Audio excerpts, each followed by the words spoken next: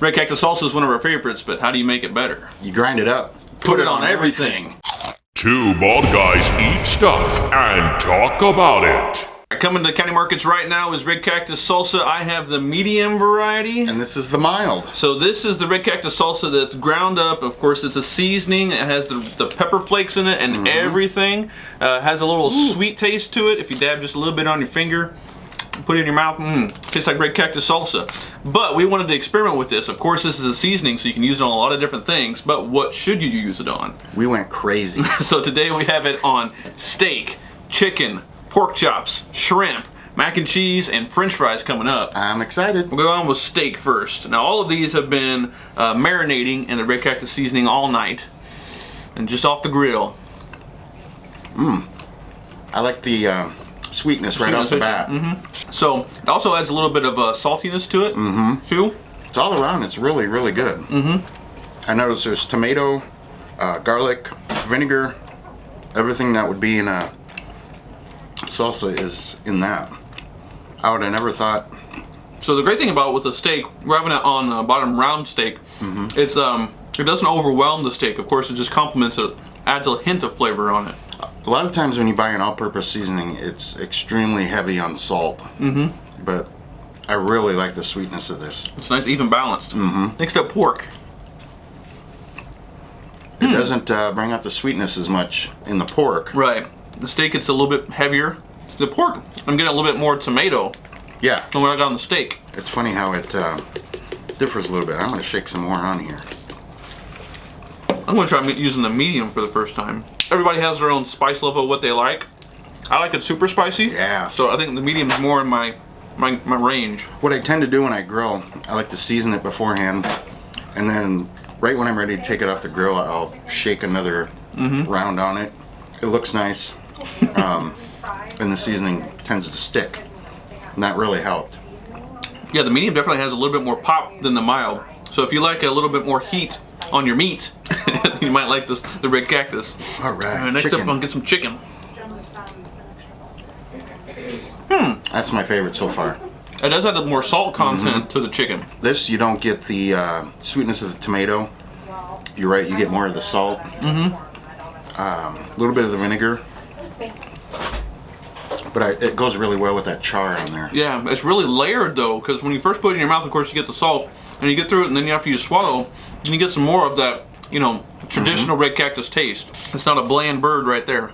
I normally don't just eat plain chicken breast, but That's good. this I would. All right, next up, we got some shrimp to add some seafood in there. You could also probably use this on like a salmon or something like that. Absolutely. Of course, that's up to you guys in the comment section. Let us know, but I try have shrimp. I have a confession to make. What's that? I snuck some of these shrimp when I was grilling. He's already had a pre-taste test. I did. Make sure they were warm. That's an interesting combo. It is. Not fishy at all. Yeah. So traditionally with like a shrimp, a complementing sauce would be like a horseradish or something like that. Yeah. That has a lot of pop. Wow. This doesn't have a lot of pop, but it does add the sweetness to it. A lot of sweetness. And this is one of those that I seasoned after it was cooked to finish it off. We have to fight over Wow. what's left here. That shrimp That's is good. So far, shrimp is my favorite in the lead right now. Yeah. With how to use it. All of them have been really good. But if you had to pick a favorite meat, what'd you go with? I'd go with shrimp and then shrimp. chicken. Yeah, that's two. That's really good. All right, I'll eat it. Next up, we're gonna try on some mac and cheese. One of the favorites of my household is mac and cheese. This will be a good test. Wow. That's super good. So it tastes like Red Cactus salsa. This is the first one where you get the traditional flavor of the Red Cactus Right. salsa potent with something. The creaminess, I think, lends itself to the seasoning, and then you get the. Oh, it tastes like salsa, but Yeah. man, The sweetness is one of those things that sticks out. Yeah. It's not something that you traditionally have in a seasoning, is having that sweet flavor to it. But after you swallow it, we're using the medium on our mac and cheese. You get the heat too. you get a little bit of heat. That's interesting. Might be one of my new favorites. Yeah. Sometimes I put sriracha in my mac and cheese. Yeah. But this adds another layer of flavor. This is gonna be my new go-to, and I know my kids will want that too on the table. Man, I don't know what Just that mac and cheese is amazing. I can't get enough of this. I can make a whole meal out of mac and cheese, Yeah. especially when you put the seasoning in inside I think of it if now we too. diced up some chicken breast, put all of it together. There you go. All right, last but not least, we're gonna do some French fries. You still chewing? I snuck out and got some more chicken. Oh, I have some more. Again, it just really brings out a lot of flavors. I will say you can't have enough. No. You just want to add more, add more, add more. Again, the sweetness thing is what kind of stands out to me. You don't normally think of French fries as sweetness, but It's perfect on everything we've had so far.